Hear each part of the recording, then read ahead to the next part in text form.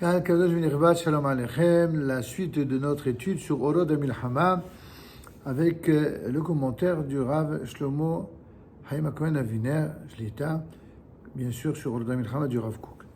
Nous rappelions lors de notre dernière étude cette nouvelle traduction qui a été réalisée, mamash, de façon très compétente et efficace, qui nous fera gagner beaucoup de temps pour venir à ce commentaire du Rav Aviner de façon linéaire.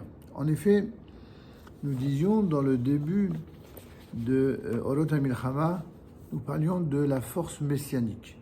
Le Rav disait que lorsqu'une grande guerre a lieu dans le monde, cela signifie que la force messianique se réveille. L'époque de la taille est arrivée, la taille des tyrans. Les méchants sont supprimés du monde et le monde se parfume. Le chant de la tourterelle se fait entendre sur notre terre. Au-delà de cette expression très lyrique, bien conforme au style du Rav Kook, il y a des commentaires, je dirais, plus accessibles, plus abordables, faits par le Rav Aviner, qui expliquent qu'est-ce que ça signifie lorsque le Rav nous dit quand une grande guerre a lieu dans le monde. Et le Rav de dire qu'on veut parler en vérité de toute guerre qui survient entre les nations du monde, entre des nations du monde, c'est-à-dire lorsqu'il éclate une guerre d'importance et qui peut concerner une, plusieurs nations, au moins deux bien sûr, mais par-delà, lorsqu'il s'agit d'une guerre mondiale, lorsque c'est carrément l'ensemble des nations qui s'intéressent au conflit en raison des répercussions et des conséquences que cela va produire sur le monde. La force messianique se réveille, c'est-à-dire, dit le Rav Aviner, parce que une guerre induit dans le monde toujours des bouleversements. Et cela a pour effet de provoquer non seulement certes des bouleversements, mais cela éteint la méchanceté et prépare un nouvel ordre des choses, un nouveau monde. Et tout cela aplanit le chemin de la venue du Mashiach, du Messie. C'est donc cela le rapport qu'il y a entre le fait qu'éclate une guerre et ce que le Rav appelle la force messianique. Le Rav poursuit en disant l'époque de la taille de Zamir donc est arrivée. Zamir ici n'a pas le sens de chanson ou de musique comme ce fameux rossignol dont nous parlions nous-mêmes au tout début en hébreu moderne, mais il s'agit du sens de fauchage et d'abattage, comme le dira le Rav par la suite, la taille des tyrans. Et en effet, on le voit cela dans le verset dans Isaïe, c'est dans ce terme, dans ce sens que cela est exprimé. Dans une grande guerre, dit le Rav Aviner, le Saint béni soit-il, eh bien, il taille, il fauche et il abat les méchants qui essayent de dominer le monde. Donc, la vraie raison profonde pour laquelle une guerre se produit dans le monde, pourquoi Dieu décide qu'il y ait une guerre dans le monde, c'est parce qu'il a décidé de liquider ceux qui, par en dessous, eh bien, font du mal dans le monde. Les méchants sont donc, dit le Rav Kook, les méchants sont supprimés du monde.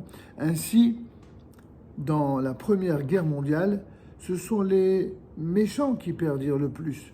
L'Allemagne encaissa un coup sérieux et même fatal, et le grand puissant empire ottoman s'effondra. Les grandes puissances qu'on appellerait aujourd'hui coloniales, eh bien, elles se sont effondrées parce que précisément elles étaient coloniales, contrairement au procès d'intention que l'on fait au peuple d'Israël sur cette terre. Même si les forces du mal ne sont pas complètement écrasées et éliminées, il n'en reste pas moins vrai qu'une grande guerre comme celle-là amène toujours une sérieuse remise en question. Les gens, les nations, les politiques, les médias, tout le monde, tous ceux qui donnent leur avis, que cet avis leur soit demandé ou non, eh bien, sont ébranlés par la guerre, sont ébranlés par les conséquences de la guerre et donc revoient leur copie, révisent leur jugement. Et en effet, après la Première Guerre mondiale, les hommes éprouvèrent une sensation amère d'abaissement et de culpabilité.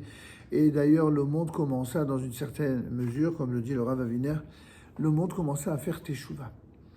Teshuva, c'est-à-dire faire un retour en arrière, c'est-à-dire à corriger ce qu'il y avait de mal dans leur façon de penser ou d'être, ou de se comporter, ou d'écrire, et ils commencèrent à réorienter leur existence et leur pensée en fonction de cette prise de conscience post-guerre. Et le monde se parfume, je poursuis le texte du Rav Kook à présent, et le monde se parfume.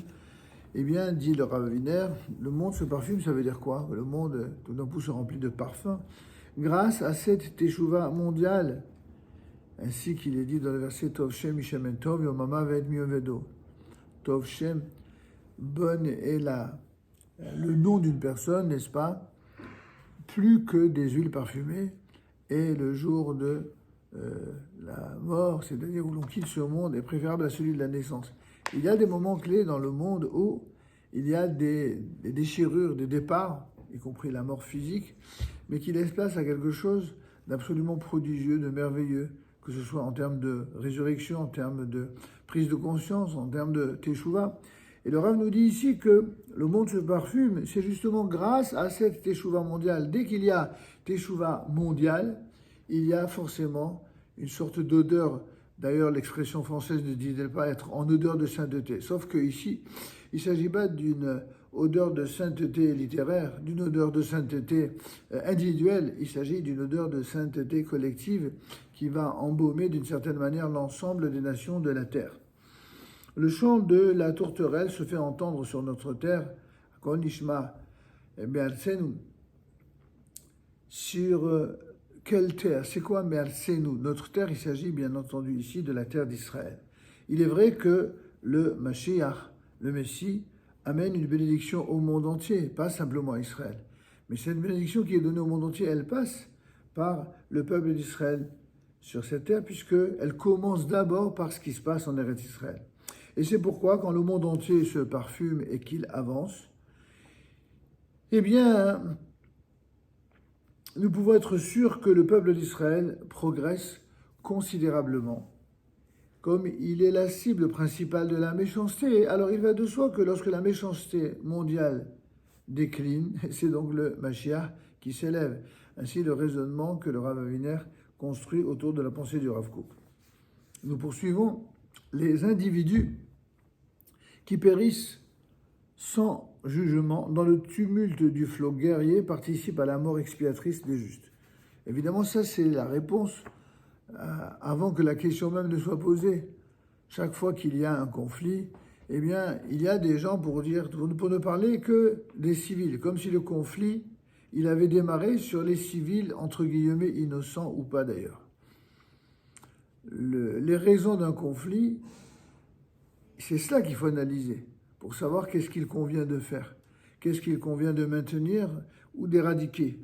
Et si les raisons du conflit, c'est précisément le fait que le mal existait dans le monde, aussi longtemps que le mal eh bien, se perpétuera, ceux qui empêchent le conflit, ceux qui empêchent la manière de résoudre le problème par la guerre qui a été décidée en haut par Dieu, eh bien, malheureusement, le mal ne va pas disparaître. Et donc, il va s'avérer paradoxalement que ceux qui parlent de paix, en fin de compte, ce seront les plus incitateurs des futures guerres, parce qu'ils n'auront pas éradiqué le mal qu'il convenait d'éradiquer au moment où cela était nécessaire.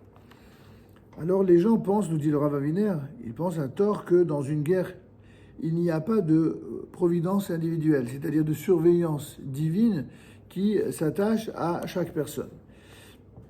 Un obus tombe dans une position et tue tous ceux qui s'y abritaient. Les Allemands déferlent dans une tranchée et fauchent d'un seul coup de nombreux Français. Cela semble montrer dans les faits que la providence individuelle a disparu, comme si les individus étaient tout d'un coup supprimés sans jugement divin. Or, ce n'est pas le cas, nous dit le Rav ici. Le Saint béni soit-il conduit son monde selon certes des calculs qui sont très complexes, mais que lui, en tout cas, arrive à tenir et à réaliser de façon totalement juste. Et cette démarche divine est trop sublime pour que nous puissions, évidemment, à notre humble niveau, la comprendre. C'est ce qui explique que certains, dit le Rav Kook, certains périssent sans jugement, ou en tout cas sans jugement apparent. C'est-à-dire que c'était cette expression qui est tirée d'ailleurs des proverbes du roi Salomon, au chapitre 13, verset 23, c'est ce qui explique que certains périssent sans jugement, c'est-à-dire hors de la logique humaine classique, qui relève de la conscience de la récompense et de la punition. Si on ne comprend ni le domaine de la rétribution, de la récompense, ni celui du châtiment et de la punition, alors on a l'impression qu'il n'y a pas de justice, qu'il n'y a pas de jugement. C'est ce que ceux qui jugent de manière un peu hâtive et sans réflexion approfondie, on arrive à cette conclusion erronée. Mais en aucune manière cela ne signifie que les choses soient laissées à l'abandon. Au contraire, tout est géré selon l'ordre divin. C'est ce que nous rappelle ici le Rav Aviner pour illustrer ce qu'a dit le Rav Kook. Nous apprenons donc que dans une guerre, il n'y a pas qu'une taille des tyrans, mais aussi une taille des justes. Effectivement, il y a ce que d'aucuns appellent en termes médiatiques ou politiques les dégâts collatéraux. Les dégâts collatéraux vont non seulement toucher des tyrans, et vont également toucher des justes, des tzadikim. Les tyrans, lorsque eux disparaissent, c'est évidemment en termes de châtiment, tandis que les justes qui disparaissent, eh bien, ce sont ceux que d'aucuns appellent de façon très, je dirais, vulgaire, les dégâts collatéraux. Ces dégâts collatéraux, aussi regrettables puissent-ils être, eh bien, Davka, c'est-à-dire précisément, touchent des justes, des tzadikim, des individus qui, entre guillemets, périssent sans jugement, alors qu'ils n'ont rien fait de mal, dans le tumulte du flot guerrier, dit le Rav.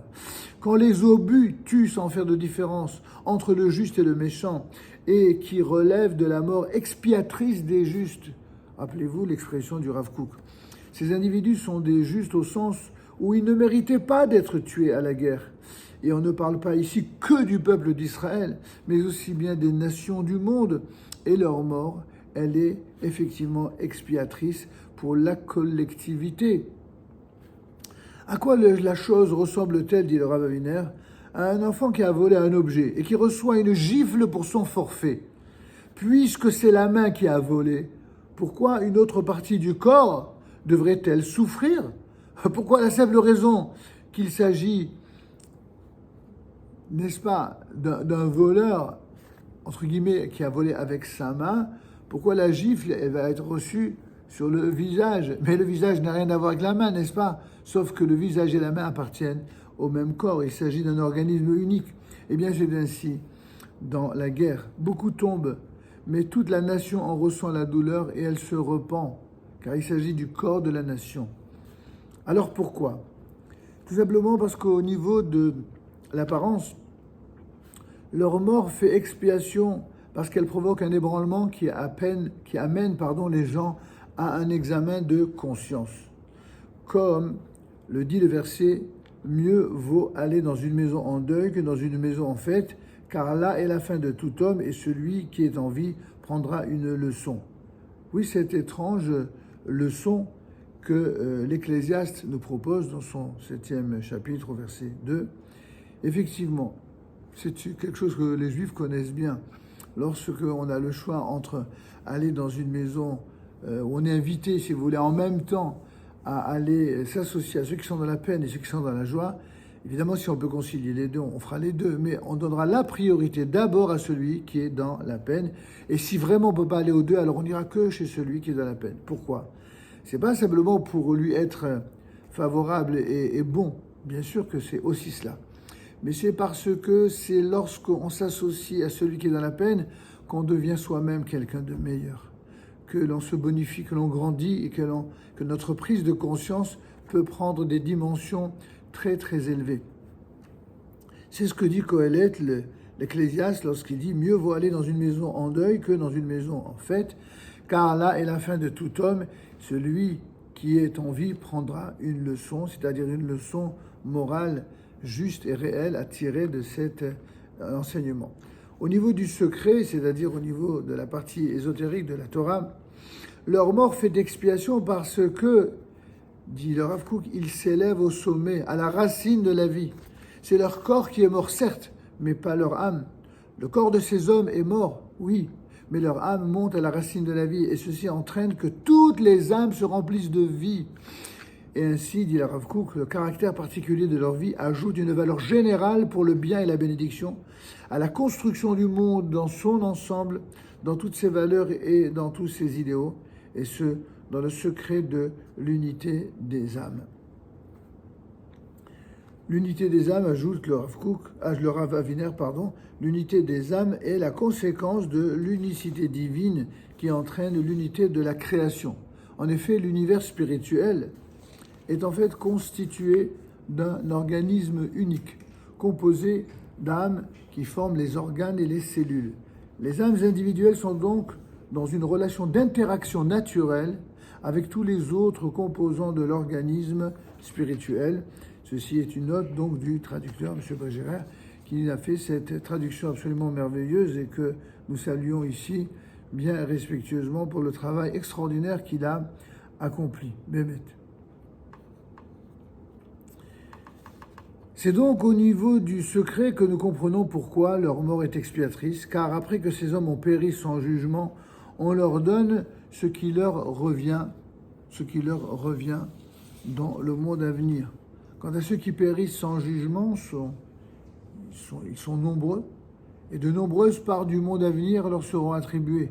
De nombreuses âmes qui remontent à la source de la vie, et il en résulte que toute l'humanité reçoit une poussée vers le haut.